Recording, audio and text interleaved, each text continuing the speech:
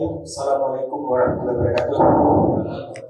Pertama-tama mari kita panjatkan puji syukur kepada Allah Taala yang telah melimpahkan rahmatnya kepada kita sekalian.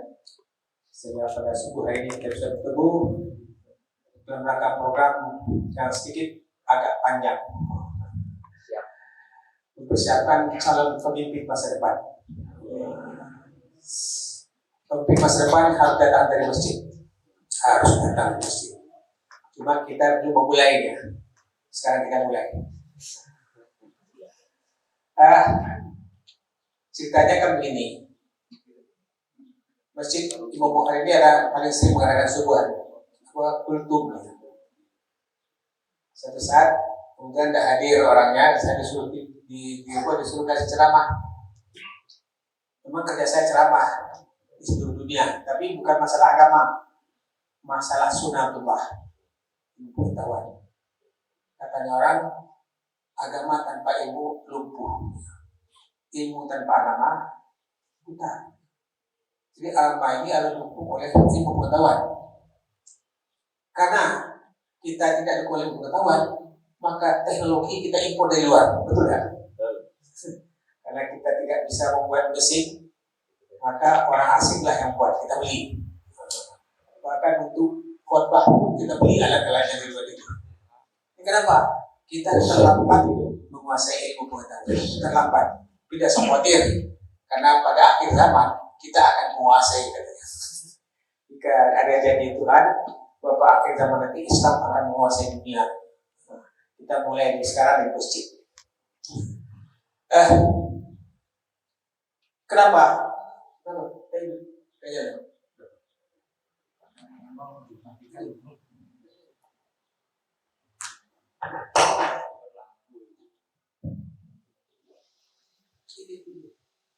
Udah. Oh, mati lagi.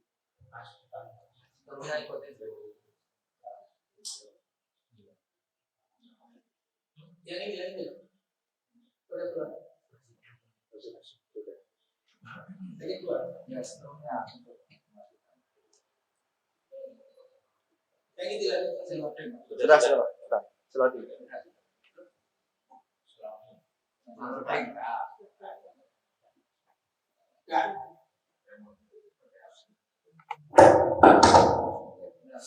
Jadi topik kita adalah kepemimpinan.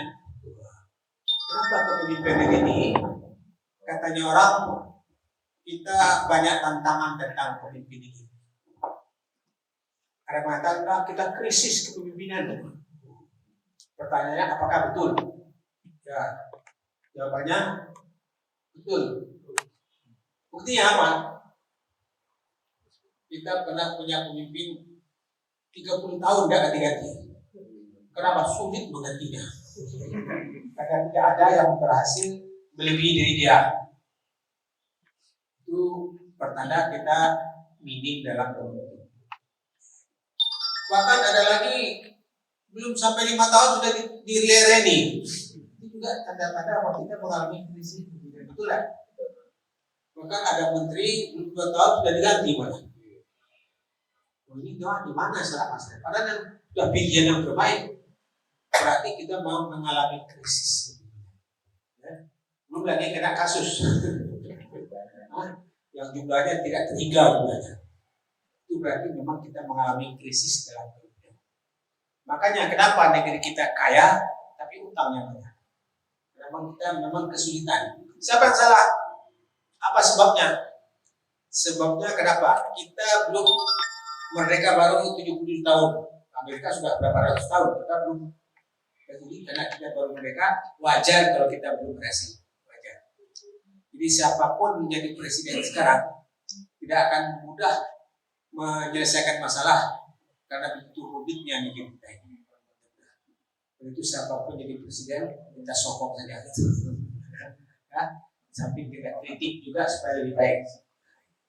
Kenapa tidak gampang mengurus orang sebanyak ini? Jumlahnya berapa? 200 juta. Walaupun kekayaannya banyak, tidak usah khawatir. Punya utang tidak usah khawatir. Kalau kekayaannya banyak itu dalam ilmu bisnis ada namanya likuiditas. Likuiditas itu berbanding antara aset dengan utang. Kalau kita itu aset kita triliunan, ya hutang kita paling berapa triliun? Kira-kira itulah. Jadi nggak usah khawatir lah, hutang itu pasti dibayar. Ya, pasti dibayar. Kita ngijon lah gitu, kayak ngijon ya. Pinjam uang, itu kesejahteraan, itu dibayar. Kita pasti bisa bayar. Jadi orang asing suka sekali kasih bayar, dia yakin harta kita banyak. Cuma kita cemas-cemas saja. Hidup kan pakai utang itu nggak enak juga ya. Tapi kan dagang itu pasti utang. Nah, jadi buktinya betul. Apa solusinya? Nah, sekarang apa solusinya? Apa solusinya? Solusinya kita harus mencetak pemimpin-pemimpin yang kuat, pemimpin yang punya kemampuan eksekutif dan memiliki wawasan kebangsaan dan punya ciri bertindak dengan kalbu yang bersih. Wah, ini syaratnya pemimpin yang sempurna. Pemimpin itu beda dengan manajer. Kalau pemimpin itu dia bagaimana mempengaruhi orang agar menerima idenya. Kalau manajer itu sebagai pelaksana. Banyak pemimpin tapi tidak punya kemampuan manajerial. Nah, kenapa Ustadz Samad tidak berani jadi wakil presiden? Karena dia sadar dia tidak ngerti tentang manajemen. Cuma pengikutnya, harus jadi, karena tidak ngerti juga pengikutnya tidak ngerti, dia tidak ngerti. Untungnya Ustadz Samad sadar. Kenapa? Jadi presiden wakil itu eksekutif. Dan Ustadz Samad tidak pengalaman di bidang eksekutif. Kalau itu ada minim sekali. Untungnya dia sadar. Tapi orang enggak, karena enggak ngerti ilmunya, kok enggak mau sih pengikutnya banyak, kok enggak mau. Karena itu masalah manajemen itu lain. Ada pemimpin enggak punya kemampuan manajer, ada manajer enggak punya kepemimpinan, ada manajer kerja beres, tapi dibenci orang banyak. Nah, itu berarti dia tidak punya kepemimpinan. Kan kita ingat pemimpin yang punya kemampuan manajerial. Nah, itu yang kita lakukan. Ini langkah. Dia pemimpin, dia bisa melaksanakan dengan baik. Ada manajer yang punya kepemimpinan, ya, seperti ada menteri itu yang hebat, pintar, ya, tapi akhirnya diberhentikan juga. Kenapa? Karena dia ketus, sengak, sinis, dan pendendam.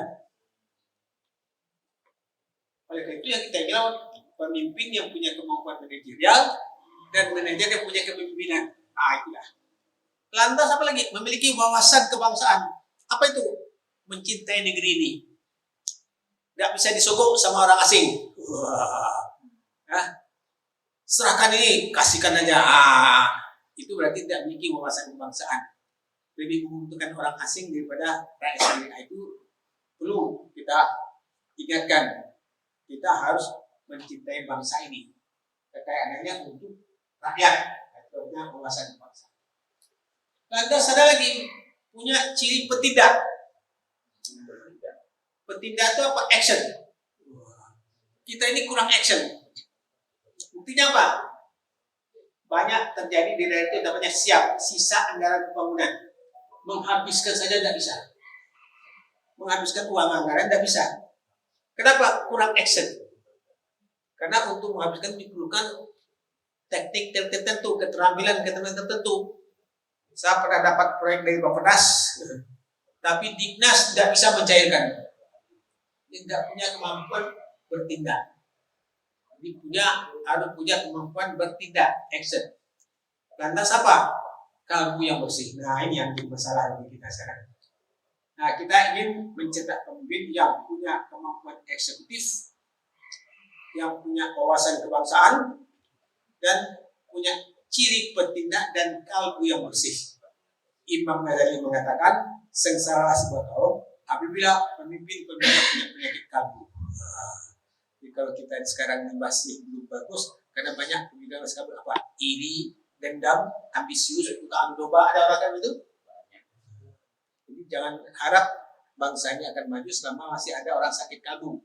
Imam Ghazali mengatakan, sengsara sebuah kaum apabila pemimpinnya punya sakit kalbu. Nah, saya kebetulan selama 20 tahun ini, 30 tahun Pak.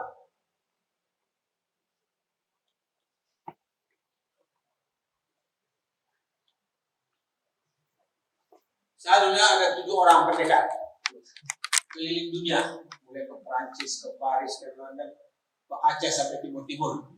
Tapi semua mereka itu sudah banyak meninggal. Kalau hidup banyak sakit-sakit. Alhamdulillah saya masih sehat. Sehingga saya pikir ini hanya COVID aja gitu berarti. Sebelumnya kita sibuk terus, saya tidak pernah di rumah. Setiap tahun itu paling sedikit 50 kali keluar kota. Jadi nginap di hotel 50 kali, tiap minggu nginap di hotel saya. Untung ada COVID ini. Sehingga saya bisa istirahat. Lantas saya pikir, tapi di Brawijaya saya sudah mengadakan terakhir waktunya Pak Bisri jadi rektor, saya cetak 5. Ya sebanyak ini juga. Ada perempuannya, dokter semua untuk regenerasi. Jadi TOT, training all trainer. Saya sudah siapkan di Brawijaya ada 50 orang calon instruktur. Semoga rektor baru ini menggunakan mereka untuk mahasiswa. Kalau enggak, bukan salah saya. Saya sudah siapkan waktunya. Nah sekarang saya tertarik di masjid. Karena siapa? Karena saya dulu aktif masjid Darul Fatah itu yang beri nama itu saya. Saya beri nama. Karena Darul Fatah itu adalah anak dari Brawijaya. Brawijaya itu raja terakhir Majapahit. Jadi saya kasih nama, saya pendirinya, ikut pendirinya, sehingga saya senang sekali masjid itu sebagai pusat kegiatan. Bahkan ICMI pun itulah kemudian saya yang ikut terlibat dalam membangunnya, itu bersumber dari masjid Darul Fatah. Kita mengadakan kajian sekali tiap minggu itu ada mentor namanya. Mentor itu diskusi aja kerjanya, diskusi artinya anak teknik 5 orang setelah pelatihan itu dia lanjutkan diskusinya. Timbul ide mengundang para pakar-pakar. Jadi dari ICMI. Jadi dari masjid sebenarnya. Nah, kita masjid Imam Bukhari ini harus berdiri sumber. Nah, saya bayangkan kalau ini berhasil ya, tergantung pada ada ya. Apakah Anda termasuk 10 yang kata pegawai itu 10 muda, bukan goncang nilai. Nah, kalau 40, waduh, saya jaga daya kita goncang. Bisa. Insyaallah. Kalau ini sudah jadi budaya, di setiap masjid di malam ini ada pelatihan seperti ini. Bayangkan nanti pemimpin nasional akan berasal dari masjid di malam. Insyaallah. Semoga nanti Anda setelah dapat sini membangun masjid di daerah masing-masing, hidupkan tidak seperti ini. Ada 2 ilmu yang saya punya. Pertama, kedua kewirausahaan. Bagaimana jadi pengusaha yang sukses. Saya sudah latihan sebanyak berapa kali. Nah, ini sekedar informasi saja untuk motivasi. Di waktu di Menko Polhukam saya pernah kasih ceramah 14 jenderal dengan tim dari Brawijaya.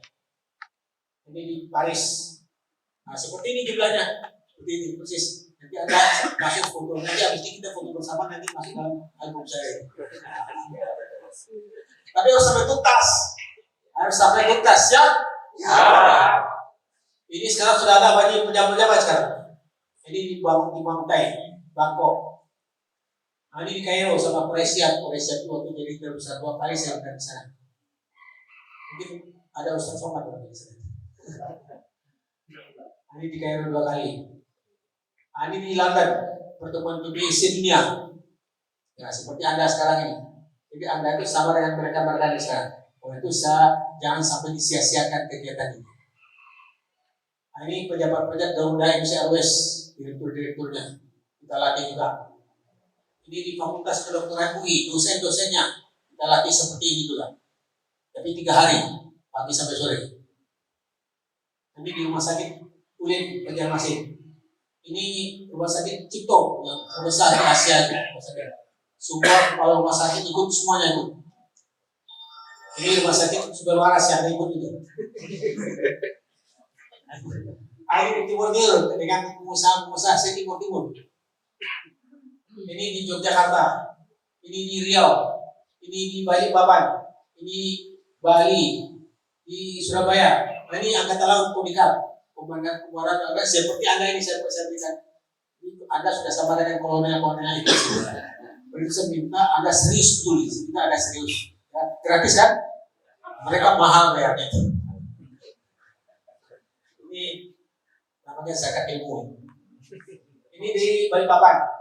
Ada Balikpapan ini dari Rumah Sakit Hasan Sadikin. Itu yang di ujung sana itu namanya dokter nuklir. Dokter nuklir Hasan Sadikin Bandung. Ini Balikpapan. Ini di Padang. Ini di Solo. Ini di Riau. Ini Yogyakarta. Ini di Bandar Lampung. Ini Bandung. Ini Palangkaraya. Ini lo semuanya aja, gam semua ini. Anggota gam. Bagaimana saya berubah pikiran orang gam itu agar jadi satu dengan negara kesatuan Republik Indonesia.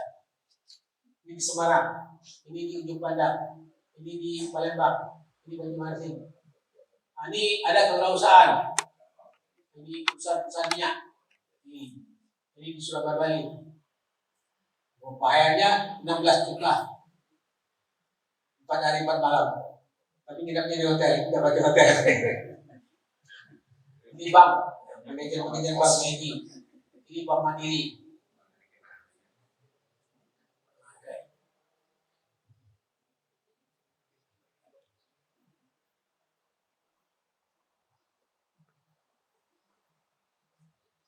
Nah ini terakhir.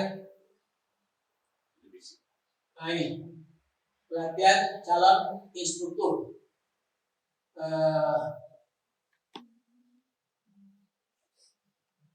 Eksekutif berwawasan kebangsaan, dosen-dosen berwajah terakhir beberapa bahasa kita. Nah ini agak saya buat seperti ini. Dosen-dosen berwajah sudah sebanyak 50-an orang. Jadi Anda sudah sama dengan mereka nanti. Hasilnya juga sama nanti. Cuma operasinya mungkin Anda di RT dulu lah, RW dulu ya, atau masjid setempat dulu. Nah kita siapkanlah Anda. Nah.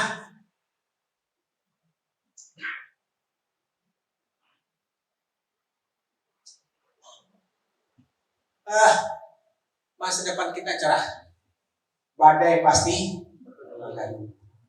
Ada yang mengatakan masa depan kita suram, bahkan negara ini akan pecah. Sebagian dikuasai Amerika, sebagian China, sebagian Rusia, katanya begitu. Tapi saya termasuk yang optimis. Masa depan kita cerah. Badai pasti. Apa alasannya? Pertama, kekayaan kita banyak dan lengkap. Sudah banyak, lengkap lagi. Yang kedua apa? Yang kedua apa? Banyak lengkap. Ada ramalan. Tahun 2000-an ada seorang profesor namanya Profesor Sumitro, bapaknya Prabowo, meramal bahwa bangsa Indonesia akan semakin baik. Di bidang ideologi akan meningkat sekitar 25%. Artinya orang akan semakin soleh. Orang akan semakin soleh. Ya, kalau sekarang ini sebenarnya sarip itu apa ya? Asar kalau untuk mengerti. Atau kalau orang Kristen namanya nafas, di gereja cuma atas sama paskah kok. Nanti enggak akan rajin ke masjid. Nanti bahkan bukan rajin ke masjid ada, bukan juga ada, bahkan subuh ada kan nanti. Bisa? Bisa. Udahlah, menggerakkan nanti karena subuhan bisa ramai. Jangan sampai satu baris. Yang tua-tua tuh nah itu banyak saya kalau subuh itu keliling biasanya. Arab tua tuh ada kira-kira 12 orang. Yang muda cuma 1 orang. Ada yang sampai 4 baris. Di sini lumayan lah 2 baris kadang-kadang ya. Kadang-kadang. Nah kita gerakan, cuma apa yang ada menarik. Jadi kalau masjid pusat pengkaderan generasi muda, insya Allah akan ramai. Nah, politik akan semakin baik. Kalau sekarang ini kalau kampanye dibuat celurit sama batu, pulangnya ada yang kepalanya bocor, ada yang masuk rumah sakit, bahkan ada yang langsung masuk ke perut. Bayangkan yang jadi anggota DPR orang lain yang kepalanya bocor dia pintar membunuh. Hanya pada umumnya pulang. Kalau kampanye dibuat bunga juga, bukan celurit sama batu. Nanti politikus kalau kalah kamu kantor KPU dibakar. Nanti yang kalah merangkul yang menang. Seperti Prabowo kalah merangkul Jokowi. Ini bagus nih, bagus. Hanya kenapa kita bukan musuhan kok? Sudah sama-sama terima Pancasila, sama Islam lagi. Masa pemusuhan? Saya kira saya dapat maafkan tuh Prabowo. Kenapa? Itu hanya main-main kok waktu tukaran. Cuma kita yang di bawah kan kamu berdoa aja. Karena semua tetangga baik-baik aja sebenarnya. gara-gara politikus kita jadi berantem. Bahkan suami istri aja berantem gara-gara itu. Anak sama orang tua aja ribut perkara ini. Betul, saya lihat banyak tetangga saya itu klien anaknya sama bapaknya perkara milih Jokowi itu Prabowo itu. Ternyata Prabowo rangkulan, bingung dia. Tapi dalam hal itu pengalaman kita ya, maka jangan terlalu serius lah berpolitik itu. Anggap aja santai aja lah. Ya. Kalau kita berpikir serius, mangkal kita sama anak maki-maki, bahkan keluar dari grup gara-gara politik. Saudara bisa keluar dari grup gara-gara politik. Ini kan konyol. Konyol nggak? Nah, ekonomi. Nah, akan semakin baik. Yang jadi masalah ada apa? Yang jadi masalah bagi kita sekarang apa? SDM rendah. Ranking ke 111 dunia. Bahkan sekarang katanya sudah meningkat jadi ke 124. Tahap ini yang meneliti itu UNDP. Jadi kita termasuk buat rata-rata di bawah statistik kita ranking ke 124 di dunia. Di bawah Sri Lanka gitu. Ada namanya globalisasi. Globalisasi itu ada persaingan bebas. Misalnya masih bisa namanya, Mas? Ilyas menjual ayam goreng Ilyas teman.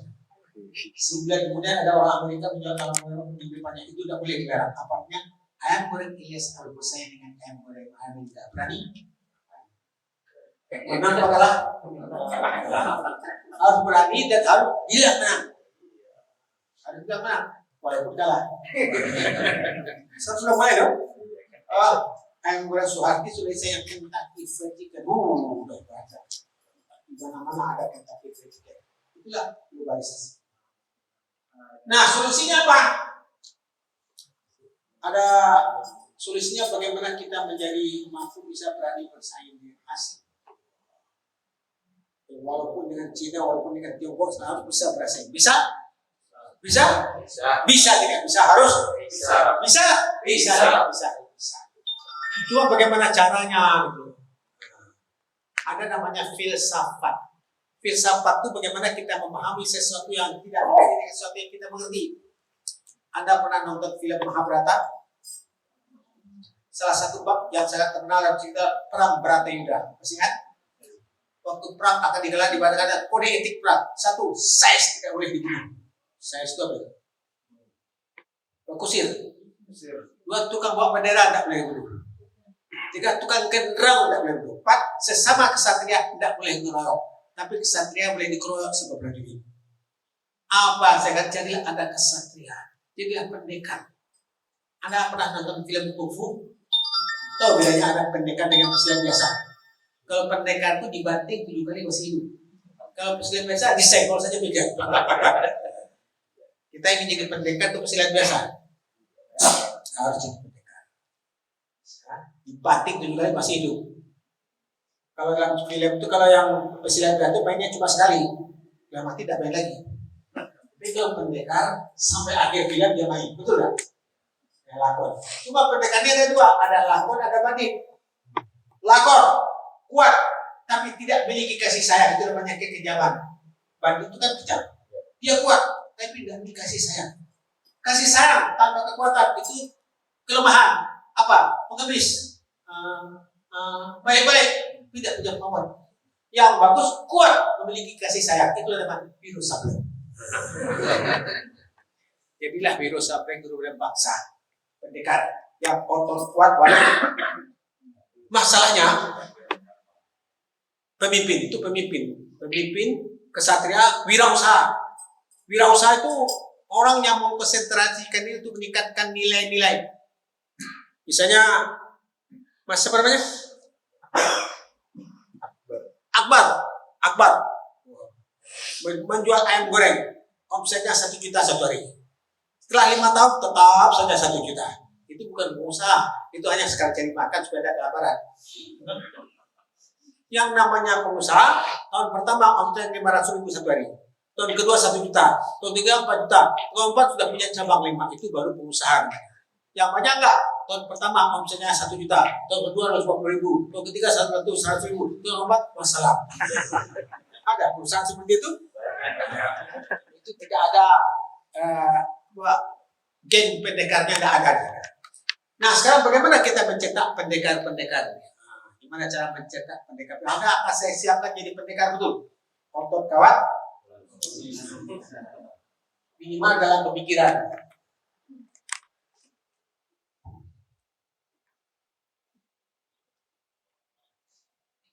Nah ini sebenarnya 111. Selama 500 tahun tujuh mereka hanya 13,% yang lulusan SLTA. Baru dengan maju negara 83%. Maka untuk maju seperti ini dibutuhkan waktu 883 tahun lagi. Kok lama betul? Kalau ingin melalui Inggris itu 300 bulan. Itu pun kalau Inggrisnya tidak lari. Oh, itu adalah namanya jalan tol. Apa jalan tol? Anda tidak usah jadi master dan tidak buat master. Bisa? Bisa. Jalan tol. Nah jalan tol ikut saya saja. Kita cetak Anda sehingga Anda bisa anak buah master. Seperti apa? Ali Bagus. Itu Ali Bagus. Yang punya master. Itu hanya SMP. Dia kursus leadership di Singapura hanya seminggu. Tapi punya anak buah master. Bahkan ahli-ahli luar negeri yang doktor itu jadi direkrut sama dia misalnya. Bahkan ada unit pabriknya itu teman saya di Kadin, saya itu pernah jadi pengurus dari Jawa Timur, itu orang asing semua isinya. Itu ada buahnya ahli bagus yang hanya SMP, yang kursusnya hanya seminggu di Singapura. Tapi mungkin di Singapura dengan pendekar sakti di sana, sehingga dia jadi sakti betul. Anda nggak usah Singapura, cukup kesini aja. Nah, gimana caranya untuk bisa milihnya saya? Hanya 3 saja.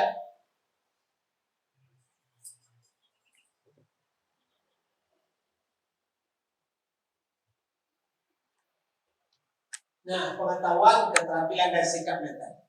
Jadi hanya 3 ini tok. Hanya membangun 3 ini, pengetahuan, keterampilan, dan sikap mental. Pengetahuan itu peranannya cuma 15%, tidak banyak. Tapi mutlak, dia mutlak tapi tidak banyak. Tapi S1 10%, S2 20%, yang 70% autodidak. Jadi Anda harus rajin untuk belajar sendiri. Di dunia ini ada 2 bangsa yang hobinya belajar sendiri. Pertama orang Jepang, dia baca buku rata-rata 12 buku 1 tahun. Yahudi berapa? 15 buku. Kalau kita? Makanya kita tidak baca buku. Nah, Pak, saya sudah baca Quran, Pak. Bisa 1 bulan tamat. Setahun bisa 12. Ngerti yang dibaca? Enggak. Baca itu ada 6 tingkat. Pertama mengerti, kedua memahami, 3 bisa beri contoh, 4 bisa membandingkan, 5 bisa mensistematisir, 6 mencoba kreativitas. Ya, kalau ngaji dan ngerti itu apa? Itu orang tradisional, senang sekali dia selesai. Saya sekarang banyak malah pakai YouTube yang pakai terjemahan, lebih efektif saya. Ya, berubah. Memang ngaji tetap juga, tapi saya mikir-mikir, mungkin nggak ngerti oh begitu tadi. Merasa senang aja, sedap saja, tapi sebetulnya ya katanya tetap dapat pahala, itu ya. Tapi akan lebih lagi kalau kita ngerti, apalagi kalau saya menang. Makanya Al-Quran itu adalah sumber inspirasi. Bagaimana mau inspirasi? Emang nggak bisa ada lebih artinya. Mulai besok baca Al-Quran dengan artinya. Sekarang di YouTube aja sudah ada. Sekarang saya buat balik buku negara putih itu pakai itu aja. Lama-lama apa juga Al-Quran itu. Apa seartinya lagi. Saya sekarang sudah ada hebatnya canggih, walaupun yang canggih minta tolong sama orang asing. Kan orang asing yang buat apa itu kan, bukan kita kan. Coba kalau kita kan hebat. Nah, nantilah generasi yang akan datang lah kita cetak semua mandiri dan teknologi. Nah, kalau tahu tapi keterampilan seperti ngomong, Anda mengerti komputer tapi tidak bisa mengoperasikan komputer. Mengoperasikan komputer namanya keterampilan. Itu pun hanya 15%, 70% apa? Anda mengerti komputer, bisa mengoperasikan komputer, tapi ngetik cuma 5 halaman 1 hari. Ngetik 1 halaman, rokok 1 jam. Ada orang kayak gitu? Ngetik lagi 1 halaman, ngurumpi 1 jam. Itu namanya sikap mental. Jadi kalau Anda ingin jadi pendekar, kesatria, pemimpin yang otot kawat warung besi, 3 ini, pengetahuan, keterampilan, dan sikap. Masalahnya bagaimana cara mengembangkan ketiga-tiga ini tanpa kuliah di Universitas Brawijaya? Cukup sama saya saja. Cukup sama hidup saja. Susah juga ya. Bagaimana kita mengembangkan ketiga-tiganya ini tanpa harus kuliah S1, S2, S3, tapi punya anak buah S1, S2, S3. Mau? Bisa. Contohnya Ali Markus, hanya SMP, kursus di Singapura, punya anak buah master. Apalagi kalau ada master, punya anak buah doktor, punya anak buah profesor, itu lebih bagus lagi. Nah sekarang bagaimana cara mengembangkan ini? Caranya nggak sulit kok, apa? Merubah cara berpikir dan cara bertindak. Merubah apa? Merubah cara berpikir dan cara bertindak. Hanya itu saja. Gimana caranya?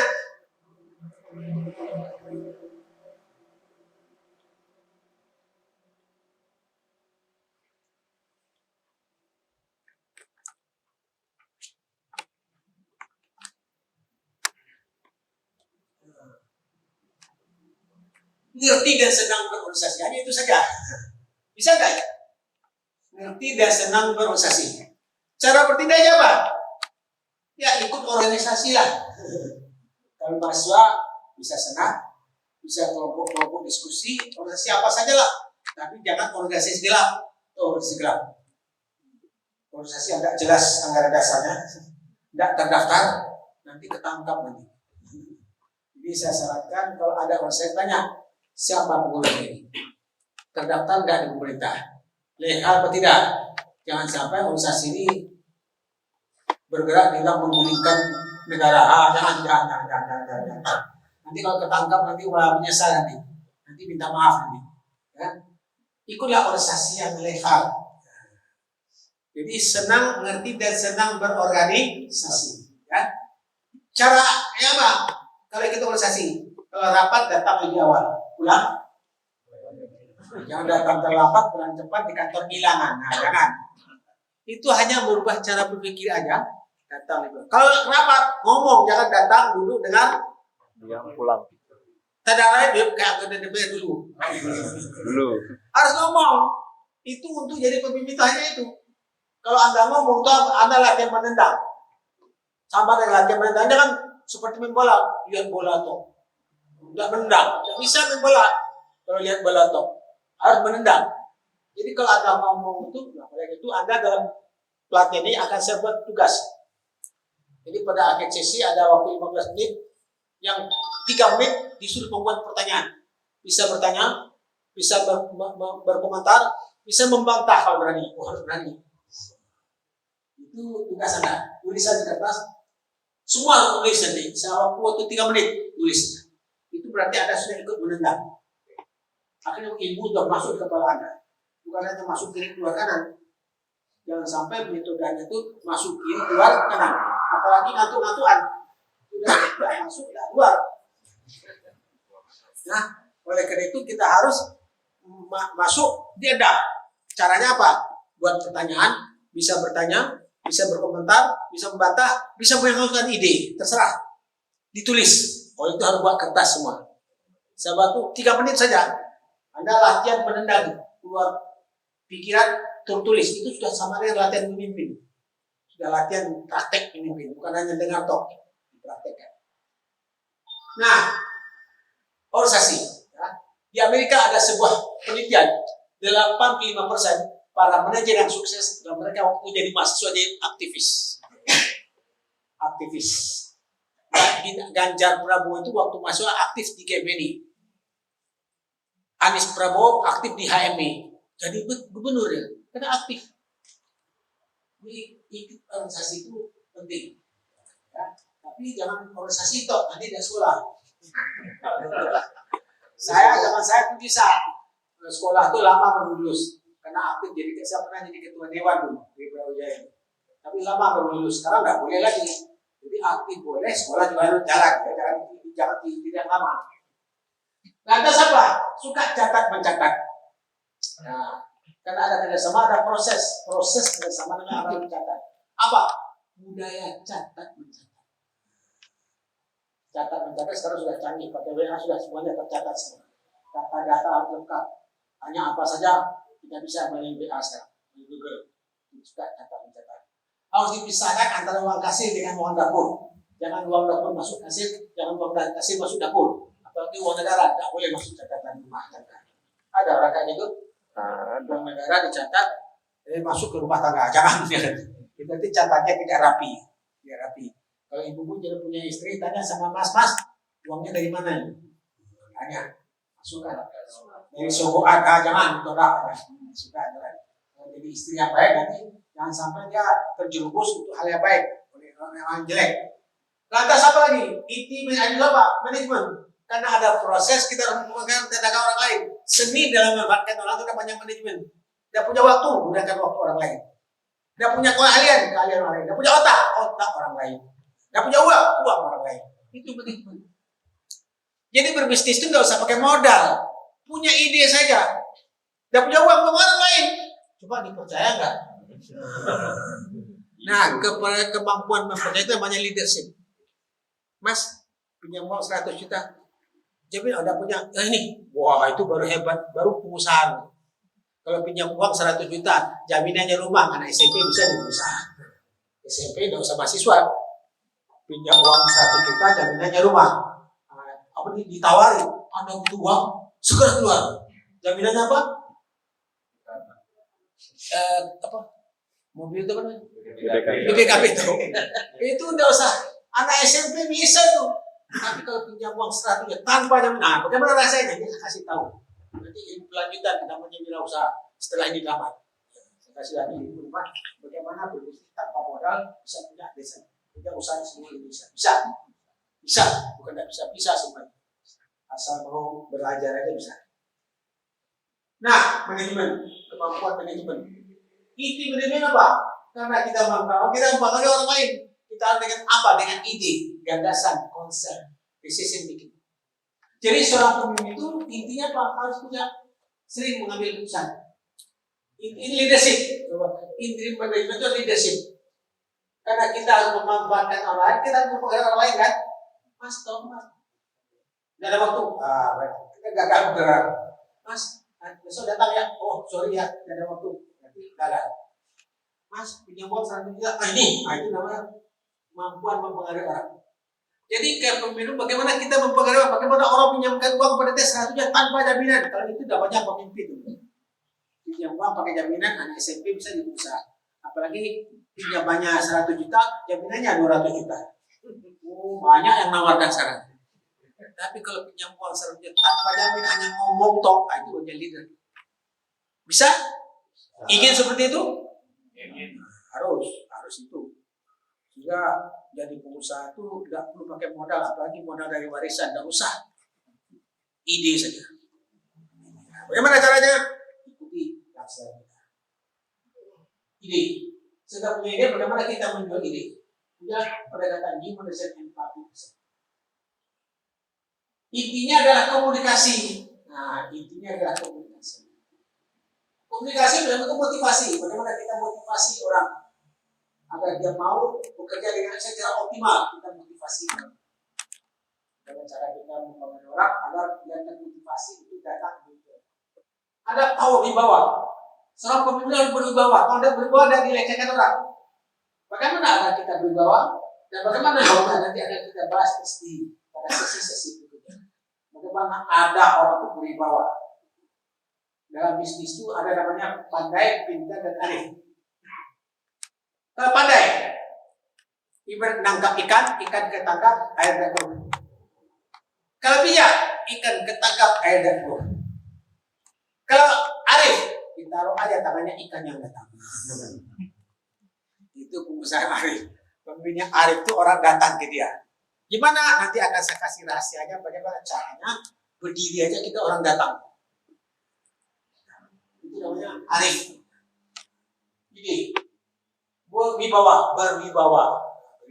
Harus kita wibawa. Pemimpin kita ini kurang wibawa.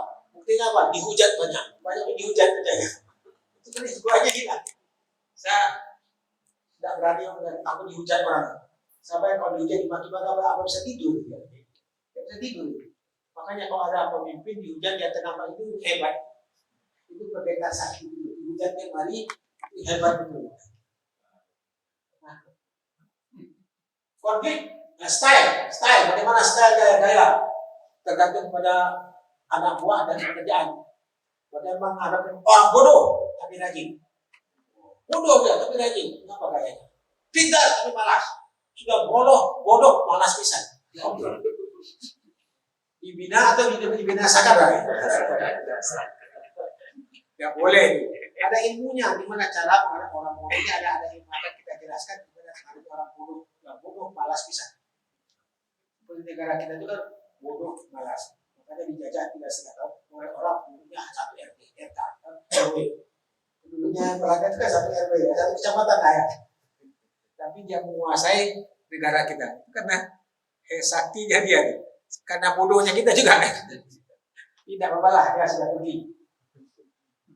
Konflik, nah ini konflik gimana cara mengatasi konflik itu termasuk profesi tertua di dunia. Konon sejak Nabi Adam sudah ada konflik. Sampai sekarang pun tidak selesai. Kenapa tidak pernah memahami bagaimana konflik? Nah itu kita bagaimana cara bagaimana ada kita terlibat dalam konflik, bagaimana kita mengatasi konflik.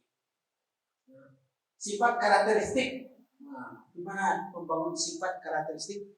Kalau sifat ada yang positif, ada yang negatif. Ada orang sukses, hebat, tapi ada negatifnya, sehingga dia gagal karena negatifnya. Nah, gimana caranya merubah perilaku negatif agar lebih baik, sehingga yang kita tampilkan semuanya unggul. Nah, ini apa ancam? Wujudnya ada teknik koersi dan persuasif. Koersi mengancam, menteror, memboikot atau meningkat kekuasaan. Itu komunikasi zaman dinasti Han, zaman Ken Anglo. Ya kan? Potong leher. Yang bagusnya persuasif, menantikan faktor psikologi dan sosiologi. Psikologi gejala kejiwaan. Bagaimana kita meyakinkan orang secara psikologi, sosiologi. Jangan sampai ada jual sate babi di depan masjid. Dikipas asapnya keimbang, ngamuk dan bahaya. Itu sudah perhatikan faktor sosiologi. Anda boleh nggak buka restoran? Boleh, hak. Tapi kalau ada buka restoran di Bali, jam waktu nyepi ditangkap orang sama. Itu sudah perhatikan faktor sosiologi. Sebetulnya Ahok itu kesalahannya tidak perhatikan faktor sosiologis. Karena mengikut kursus saja. Mengikut kursus tidak daftar dia. Jelas Jakarta itu jamaah pun daftar dia. Akhirnya ribut kan. Ini yang tidak Pancasila, yang tidak toleran itu nyatakan tengah rasa. Jadi tahu tengah rasa. Jelas kita di Bali. Buka restoran setiap hari. Walaupun secara hukum buka restoran itu boleh. Tapi kalau di Bali waktu nyepi itu namanya nggak tegang rasa. Itulah. Nggak tegang rasa. Walaupun secara hukum boleh buka restoran. Kan undang-undangnya kan boleh. Di Bali kok nyepi kok buat buat sate babi boleh nggak? Boleh. Tapi kok di dalam masjid dikipas asapnya keimbang. Ngamuk enggak? Ngamuk. Katanya anarkis. Enggak ngamuk. Nah, yang buat sate babi itu tidak tegang rasa. Tidak tegang rasa kalau ini ada masjid, orang masjid haram hukumnya makan babi.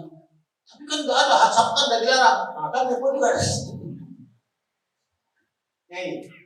Nah, sekarang apa lagi? Komunikasi itu pada akhirnya apa? Kita membangun opini.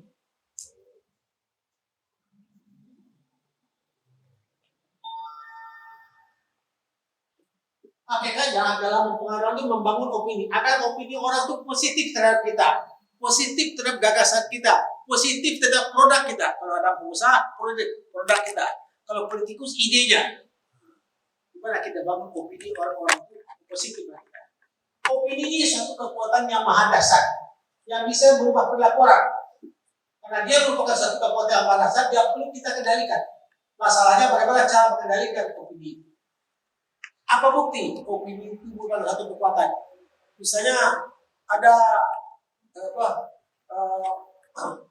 informasi, kalau babi masih sedang, kalau racun sampai sedang. Nah, ada prosesnya. Peristiwa dibicarakan namanya timbul pro dan kontra. Terjadilah pendapat. Misalnya, masih di suaranya? Sauni menjual ayam goreng Sauni. Peristiwa? Dibaca banyak ya. Ada bilang enak, ada bilang tidak enak, ada bilang enak sih enak, tapi mahal. Ada bilang sudah tidak enak, mahal bisa.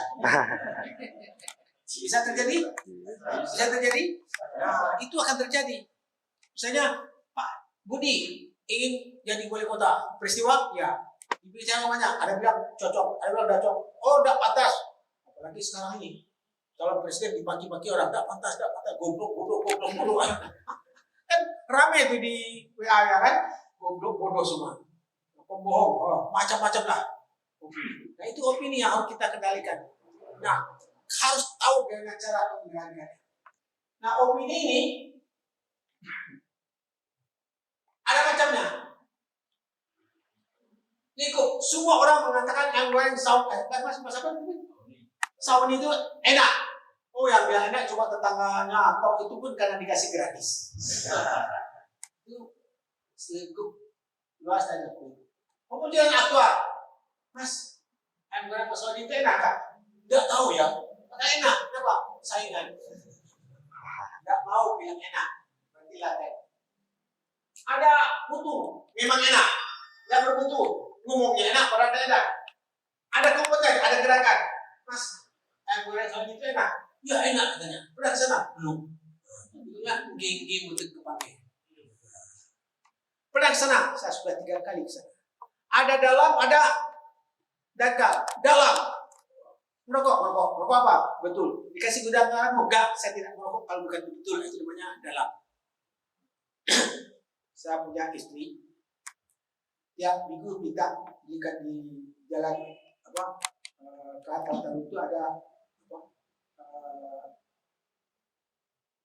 ketupat saya yang paling enak, bukan di Kalimantan, dekat sana. Setiap minggu saya disuruh istri beli itu. Ya setiap minggu kalau tidak makan itu tidak enak. Saking dalamnya gitu. Jadi kita buat opini itu negatif atau positif. Kalau negatif kita rubah jadi positif. Nah, opini ini ada karakteristiknya. Kita mestinya jam 6 sudah selesai, tapi saya menonton seperempat lagi ya, bisa karena kita terlambat tadi sedikit. Ya, boleh ya? Boleh. Mudah berubah. Jadi kalau orang tidak senang dengan kita, besok bisa jadi senang. Bahkan dia bisa berubah dari satu ekstrem ke ekstrem yang lain, dari benci bisa jadi cinta. Bisa, asal tahu caranya. Pendukung moral masyarakat. Orang itu cenderung moralis. Misalnya Mas ini, jadi direktur sebuah perusahaan cabang. Pada buat saudara-saudara, saya jadi kepala cabang di sini. Guru laporan pejabat lama, pegawai sini datang terlambat pulang cepat di kantor sering kehilangan. Nah, ibarat kata, lubuk etikanya, ladang, melawan, pemimpin telinganya. Saya ingin tingkatkan disiplin. Caranya, mulai tanggal 1, masuk jam 7, apel. Pulang jam 5, apel. Barang saya keluar kantor antara jam 7, harus izin saya langsung. Kata dia orang, biasa pejabat baru disantet orang. Tapi kalau pakai teori begini, saudara sekalian bisa jadi ketua kepala cabang di sini, laporan kepala cabang lama, pejabat pegawai sering datang terlambat, pulang cepat di kantor sering kehilangan. Saya kepingin supaya kita tingkatkan disiplin. Anda setuju nggak? Semuanya diam karena semua ada disiplin. Pak Budi, Anda setuju nggak kita tingkatkan disiplin? Kira-kira jawabannya Pak Budi apa? Apa? Setuju, walaupun dia sering datang terlambat. Kenapa? Dia datang orang mesti ngomong baik-baik aja. Pak Joko, oh setuju. Pak Joko punya usul nggak? Gimana caranya meningkatkan disiplin? Oh gampang Pak. Masuk bulan tanggal 1, masuk jam 7 apel, pulang jam 5 apel. Wah hebat sekali gagasannya Pak. Nanti keluarlah surat edaran. Orang mau marah sama siapa? Usulnya Pak Jokowi. Nah, ini namanya pemimpin yang bijak. Jangan lain lubuk, lain ikannya, lain ladang. Ayo, ini saya pemimpin, ini kebijaksanaan saya. Itu kuno itu, bukan pemimpin. Atas pentingan pribadi. Tujuan daripada acara. Jelas tujuan orang. Dalam keadaan krisis orang cenderung toleran. Mas, kita perlu ngelembur malam ini. Kalau tidak ngelembur, tidak selesai, target tercapai, langganan kita bisa komplain. Tapi kalau ngelembur, uang lembur sudah habis. Mau tidak ngelembur tanpa dibayar? Mau, karena keadaan sedang keadaan krisis. Orang mau berkorban. Tapi tidak krisis, dikrisis-krisiskan. Itu tidak boleh kita. Tidak, kawan pun kawan-kawan.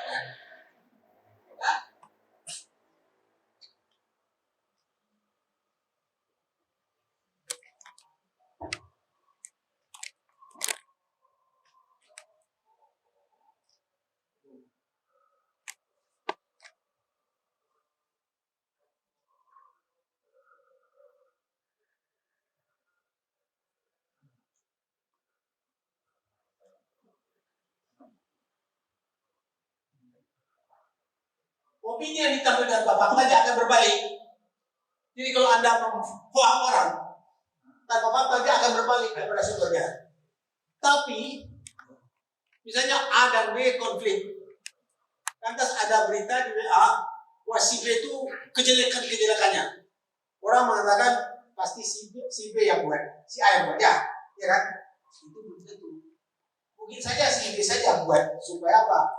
Kalau tidak ada bukti, nanti yang itu yang jadi. Jadi dalam berhati ini harus hati-hati. Harus hati-hati kalau ada orang menyerang seseorang atau menyerangnya belum tentu. Mungkin dia sendiri yang buat. Supaya apa? Kalau tidak terbukti seolah musuhnya membuat. Ngerti ya saya maksud? Paham ya? Jadi harus hati-hati baca WA, hati-hati sekarang. Yang seperti babi-babi itu hati-hati kita baca.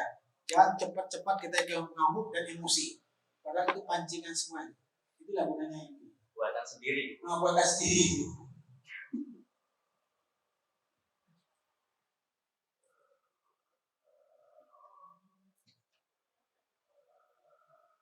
Komunikan, ada orang muda dipengaruhi oleh Soekarno, orang bodoh muda dipengaruhi, orang pandai muda juga. Bedanya apa? Orang bodoh muda dipengaruhi, muda dibohongi.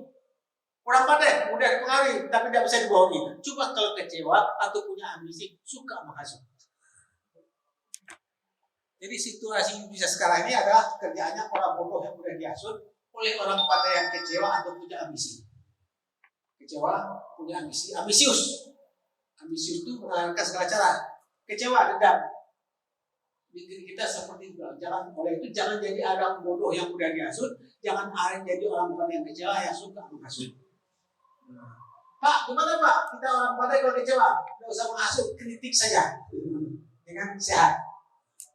Tidak usah menghasut dosa, betul nggak? Berarti masuk dengan fitnah. Fitnah dikejar dari agama, pendidikan, budaya. Nah, ada 11 teknik yang bisa kita lakukan untuk mempengaruhi orang, baik dalam bisnis maupun dalam politik. Partisipasi, asosiasi, icing device, istilahnya sudah ada. Yang penting pengertiannya. Nah, partisipasi apa? Dicoba dulu. Kalau jual soto, dijual dikasih dulu gratis. Sekarang promo ya. Promo diskonnya sampai 50%. Saya anak kos saya itu banyak itu. Sudah ya, Pak, cari promo aja Pak. Kalau enak terus kita main teknik partisipasi. Jual mobil, lu pakai dulu. Kalau jual pakaian, ya kasih kamar pas, kasih kaca bisa mantulkan warna lebih dari warna aslinya. Ini namanya teknik partisipasi.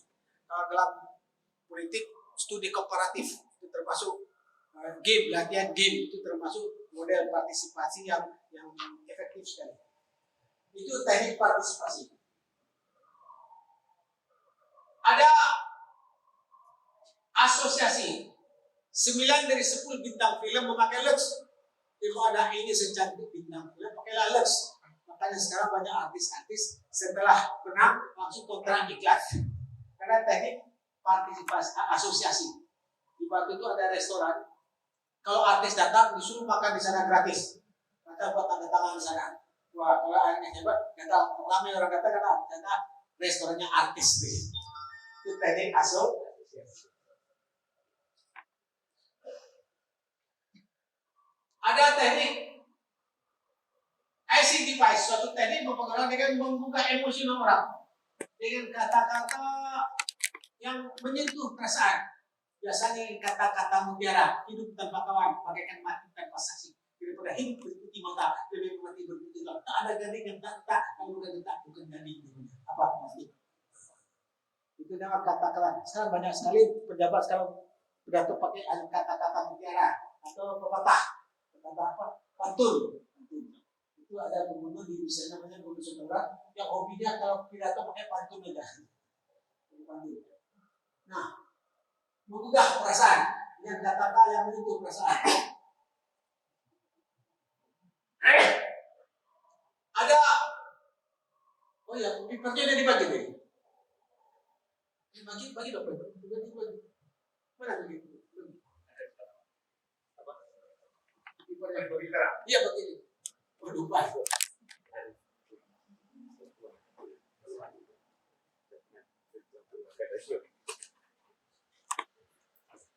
Sugesti. Sugesti itu awal daripada hipnotis. Awal hipnotis adalah sugesti. Sudah Bu, pilih saja nih. Sip, cocok, pantas. Sip, cocok, pantas. Itu kalau dalam dadak sering gitu. Pilih aja nih Bu, sip, cocok, pantas.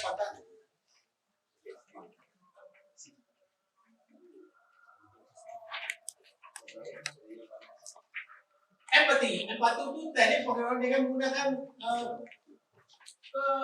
kita sebagai komunikan. Kalau saya ibu, saya akan pilih ini, itu namanya empati. Kalau saya ini, saya akan pilih ibu. Padahal kita pembeli, kita penjual. Tapi kalau saya ibu, saya akan punya empati. Empati ini masih ingat Obama waktu kuliah di UI apa bilang? Sate, nasi goreng, bakso, hanya itu saja bertepuk Profesor mereka. Itu namanya bagaimana seorang pemimpin empati dengan bahasa daerah setempat, itu namanya empati.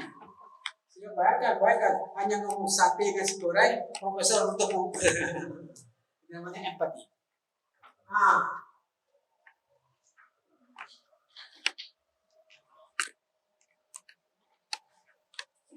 ada lagi diagnosis kengerian. Nah, Anda tidak ingin tulang Anda kropos, minumlah Anles. Paling banyak sekali orang ahli obat paling banyak menggunakan ilmu-ilmu ini. Diagnosis, nakut-nakuti orang sakit gula, bebas daripada amputasi. Apa itu? Obat apa itu? Diabetes yang sangat terkenal itu. Itu banyak sekali. Dan dari malaikat amputasi, jangan lihat harganya dong, lihatlah mutunya. Jangan lihat harganya Pak, lihatlah mutunya. Ini dialihkan masih harga kepadamu.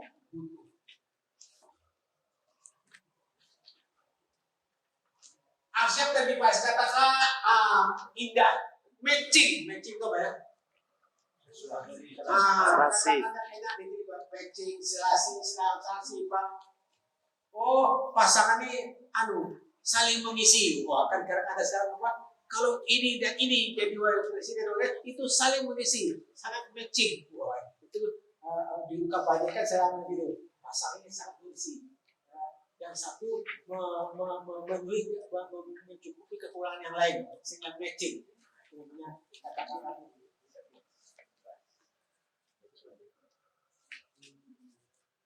Ada rejection device. Jadi kalau jual sepatu 5, jangan bagus semua, bingung orang nanti. Dan 5 ada satu yang jelek. Supaya ada perbandingan. Yang jelek itu pasti telak. Yang beli sama namanya kiat dalam bisnis itu. Kasih alternatif, 2 alternatif, yang satu jelek. Orang akan pilih yang baik. Padahal kita cuma yang baik. Itu namanya dalam teknik komunikasi bisa dilakukan seperti itu. testimonial device, suatu teknik merupakan testimoni. Bisa pengalaman orang yang sudah melakukan, seperti jual obat. Saya sudah minum obat ini dalam tempo sekian, kadar gula saya menurun drastis. Testimoni, pendapat orang. Bisa juga pendapat pakar-pakar yang sudah diteliti, itu termasuk testimonial device. Mengutip pendapat orang-orang pintar juga termasuk testimoni. Ya, kalau seorang bicara banyak mengutip literatur, wah ini hebat orang ini. Itu namanya teknik testimonial device. Semakin banyak pendapat orang yang dikutip, semakin hebat ceramahnya. Bandwagon device, satu teknik menggunakan supporter. Jadi kalau Anda yang buat restoran, undang teman-teman yang punya mobil dan sepeda motor. Gratis semua. Loh, kok rame warungnya nih? Padahal gratis semua. Itu termasuk ada seorang dokter, Pak Jalis, gimana Pak Jalis? Supir praktek saya ini. Bilang pakai tadi bandwagon gimana? Suruh orang kampung 5 orang baca koran di ruang tunggu. Loh, kok rame dong baca koran? Baca koran. Dibayar. Akhirnya datanglah pasien. Baca koran dibayar. Nah, kalau dokter itu rame kalau banyak orang, berarti maju. Kalau sepi, pada maju masuk kosong. Nah, caranya apa? Suruh teman-teman baca koran di ruang. Kok rame? Kita baca koran semua. Itu tadi bandwagon device. Coba Anda belajar ada namanya bandwagon efek apa? Sesuatu yang tidak benar kalau diceritakan seolah benar, itu bahayanya. Itu yang namanya bagaimana menggunakan media massa dan perlu dapat dipercaya. Yang itu hanya sekedar propaganda. Kita hati-hati. Ada teori, apabila sesuatu yang tidak benar, kalau diteriakkan tiap hari seolah menjadi benar. Gitu.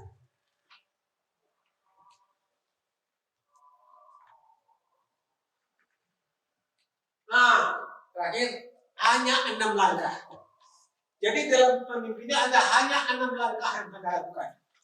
Pertama, temukan masalah, temukan opini, analisa opini, buat strategi, buat program, rumuskan pesan. Misalnya, susu Denko omsetnya turun. Masalah?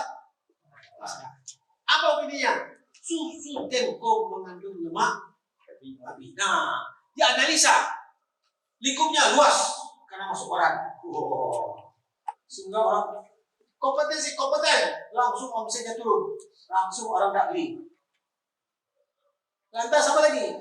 Mutunya tidak bermutu, tapi dalam. Nah, gimana caranya?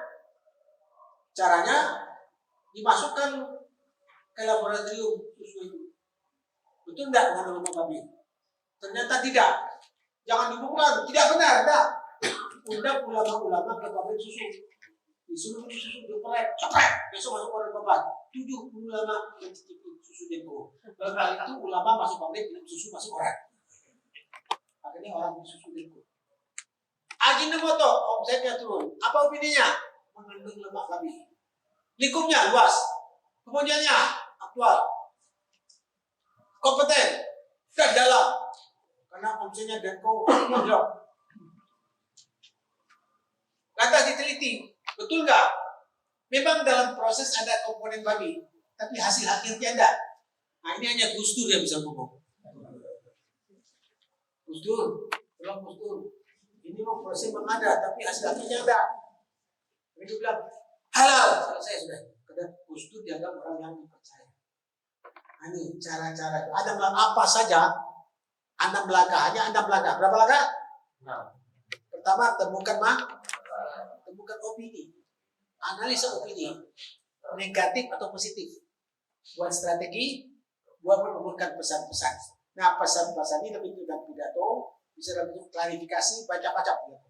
Sekarang banyak sekali pejabat-pejabat sekarang tidak menggunakan ini, ribut aja terus, bahkan menyiapkan orang untuk membela yang benar, yang salah, membela salah kok bela-bela.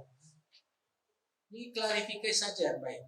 Oleh itu, ini yang kita hanya 6 langkah ini. Apakah diri Anda? Apa opini orang kepada kita di monitor? Jangan anjing menggonggong kafilah digigit betul sama anjingnya. Jadi apa opini orang kita? Misalnya kita sombong, angkuh, sok, betul nggak? Tanya sama teman. Sehingga kalau ustaz-ustaz, kalau orang bilang, saudara-saudara sekalian, saudara kita ini orang baik, orang baik. Hei, itu opini. Bukan orang baik jelek, enggak. Orang baik, orang baik, gitu kan. Itu opini. Jadi dengan meninggal pun kita monitor. Di agama kan begitu kan. Bagaimana pendapat tetangga terhadap kita, itu harus kita perhatikan. Di agama sudah ada itu. Tapi kita sekarang pakai opini. Oke, saya kira ini. Saya beri ada waktu 3 menit untuk menulis pertanyaan. Tulis semua. Itu kalau ada cepat berarti ada sudah bisa menendang dengan baik.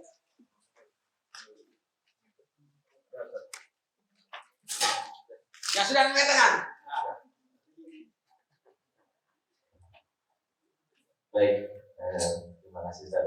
Perkenalkan nama saya dulu Vicky Novianti. Saya bertanya, ada tadi di bagian tentang itu kan, salah satunya ada konflik. Jadi nanti di sini yang dikomunikasi ada motivasi, ada power, di bawah ada gaya, style, ada konflik, ada sifat. Nah pertanyaan saya begini, perlukah konflik itu dalam organisasi itu harus tetap ada? Karena kalau kita sendiri lihat kan, katanya dalam berteman pun ya jangan sampai konflik. Tapi apakah perlu ada? Jadi konflik itu bisa menimbulkan apa? Kreativitas. Jadi perbedaan pendapat itu bagus karena itu menimbulkan kreativitas. Hanya saja konflik itu yang sampai melebar dan sampai pada titik kulminasi. Atau sudah terjadi emosi atau lempar-lemparan batu seperti di DPR, lempar kursi. Tidak boleh. Itu mungkin khusus saja. Sampai dibandingkan ke orang. Ya bertengkar, kenapa? Konflik itu bisa menimbulkan kreativitas. Bisa juga menimbulkan kohesi. Jadi kalau konflik kita bersatu. Tapi jangan agar bersatu dicari musuh. Itu kebanyakan agar bersatu dicari musuh. Nah, kenapa partai itu banyak pecah? Karena tidak ngerti manajemen konflik. Itulah partai Islam pecah berkepung-kepung. Akhirnya semua tidak dapat suara. Kenapa? Nggak tahu ilmu konflik. Jadi kalau ada organisasi jangan sampai ada timbul konflik sehingga pecah-pecah. Akhirnya apa? Sekarang kan repot partai Islam. Semuanya tidak dapat suara dari itu. Kenapa? Karena begitu khusus saja. Nanti adalah yang ajar mereka. Dikasih tahu kader-kader partai itu jangan ribut lah ya. Boleh berbeda konflik. Nah konflik itu kalau berbeda begini. Kalau ada musyawarah ada 4. Kalau kita tidak setuju dengan hasilnya ada 4 sikap. Pertama, mengadakan pembenaran terhadap sesuatu yang salah demi uang. Itu namanya pelacur intelektual. Yang kedua, ambivalen. Saya tidak setuju.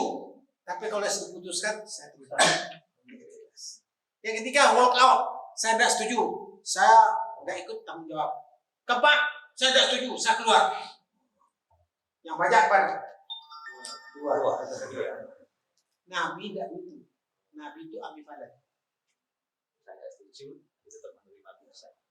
Pernah suatu saat ada rapat, hadisnya sahih sekali. Nabi bilang gini, tapi sahabat bilang enggak gitu Pak, gini Pak. Nabi bilang, oke deh, ngalah kan. Tapi karena mengenai benar, akhirnya apa? Gagal dia tadi. Nabi yang benar. Tapi Nabi demi persatuan dia ngalah. Nah kita kan tidak mau ngalah. Oh Nabi aja ngalah kok. Boleh diputuskan sudah. Tidak setuju, ya harus saja ambivalen. Saya tidak setuju, tapi suatu saat saya akan kritisi. Boleh. Nah itu umat Islam itu bisa kumpul tapi tidak bisa baris karena ini. Kumpul bisa, baris tidak bisa. Ada kiri gerak, nggak usah kanan tadi. Kenapa? Tidak ngerti manajemen konflik. Makanya ilmu itu tidak pakai ilmu agama, tidak pakai ilmu, lumpuh dia. Manusia berantem gara-gara tidak pakai ilmu. Terjadi tidak? Anda dalam menjadi pemersatu umat Islam. Beda biasa, tapi jangan sampai pada titik kulmi. Ditulis semua ya, kasihkan ke saya tulisannya dulu. Tulis sedikit. Nanti saya kumpulkan daftar pertanyaan. Dan suatu saat kita bahas. Jadi minggu depan bawa kertas, tulis. Kalau Anda berani menulis, saya kalau mengajar, saya beri waktu biasanya 5 menit bertanya. Yang banyak bertanya, langsung saya kasih nilainya 2 plus sampai 2 poin. C bisa jadi A. Ya, karena itu dalam metode pendidikan. Itu sangat penting sekali. Kalau Anda bisa buat pertanyaan, itu berarti 60% ilmu sudah masuk ke Anda. Padahal 10% aja udah bagus. Jadi 10% aja dari ilmu yang saya sampaikan masuk di kepala itu sudah bagus. Tapi kalau Anda bisa pertanyaan, itu 60% sudah berarti Anda miliki. Jadi memang mencapai target tadi. Sudah pantas dapat nilai A+. Kasihkan sama saya, kasih nama. Saya banyak sekali murid yang seperti itu jadi dokter semua sekarang. Karena saya sering kesana itu. Karena membuat pertanyaan itu tidak gampang juga. Kita harus mikir nggak? Mikir gitu. Baca lagi sedikit kan? Berarti mengulang-ulang. Nah, mengulang itu adalah ibu daripada keterampilan. Berarti metode ini sangat efektif. Bisa buat pertanyaannya itu udah bagus. Karena tak mungkin kita bertanya tanpa separuh kita kuasai masalahnya. Betul nggak? Begini. Karena kita sudah kenal, itu metode yang kita lakukan. Sehingga saya pertanggungjawabkan kalau Anda bisa membuat pertanyaan, saya yakin Anda sudah kublon semua lulusnya. Walaupun tidak dibuat kublon, sudah saya anggap kublon semua.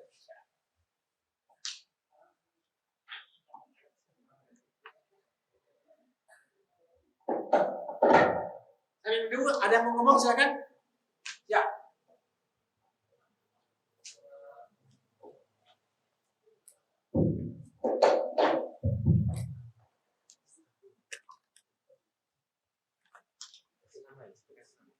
Bismillah, mohon izin kepada Ustadz dan teman-teman semuanya. Tadi ada 3 hal, yaitu pengetahuan 15%, keterampilan 15%, dan sikap mental 70%. Yang saya tangkap di sini adalah cara agar kita tumbuh berkembang atau cara agar kita bahagia di dunia dan juga di akhirat. Kemudian ada 2 hal yang membuat kita berkembang di 3 hal tersebut, yaitu cara berpikir dan cara bertindak. Tadi cara berpikir yang Ustaz sampaikan adalah senang berorganisasi, dan cara bertindaknya adalah ikut berorganisasi. Bagaimana tanggapan Ustaz jika cara berpikir dan cara bertindak ini kita ubah dengan cara berpikirnya adalah bagaimana cara kita masuk surga, atau bagaimana cara kita memasukkan diri kita dan orang-orang lain masuk surga, sedangkan cara bertindaknya adalah dengan berdakwah amar ma'ruf nahi mungkar. Dan ini ada perintahnya dalam Al-Quran surah At-Tahrim ayat 6. Wahai orang-orang yang beriman, jagalah diri kalian dan keluarga kalian dari api neraka. Terima kasih. Jadi yang teori motivasi ada 5. Teori Maslow mengatakan pertama fisiologis, dia mau bekerja asal dibayar. Ada keamanan, dia mau bekerja aman dah, ada aman saya mau. Ada sosial, penuh koncone enggak. Ada penghargaan, dia mau bekerja asal dihargai. Ada aktualitas diri, dia bekerja kalau dia diorangkan. Sebenarnya teori Maslow itu ada tambah lagi apa? Spiritual needs. Jadi bekerja itu karena ibadah. Jadi kalau Anda kerja di kantor, niatkan ibadah, sudah surga itu. Surga itu. Dia motivasi ibadah. Seperti saya ini. Pak, apa motivasi Bapak? Mau capek-capek? Mempersiapkan paper, tak tidur semalam, kita terlambat kita bangun. Itu posisi saya semua ini. Terus motivasi apa? Spiritual. Apa kita angkat ibadah? Ini mulai sekarang inna salati, manusuki itu dipraktekkan. Kalau kita datang ke sini ingatkan ibadah, surga itu sudah. Kan betul kan, belajar itu kan ibadah kan. Jadi motivasi itu apa? Motivasi spiritual nih. Mulai sekarang gerakan kita yang kita lakukan karena Allah. Maka betul nanti kita akan cepat masuk surga, betul. Ingatkan saja, lupa motivasi. Saya ingin bisa dapat keuntungan di sini. Keuntungan iya, tapi ingat ibadah. Karena saya ingin dapat ibadah, bahkan kalau seandainya ada apa-apa masuk surga gitu. Kan gitu. Intinya apa? Motivasi kita rubah. Kita di sini ingat nanti beramal untuk orang lain. Silakan. Ya. Terima kasih. Assalamualaikum warahmatullahi wabarakatuh. Nama saya Sungaryadi. Tadi Pak Ustadz menjelaskan.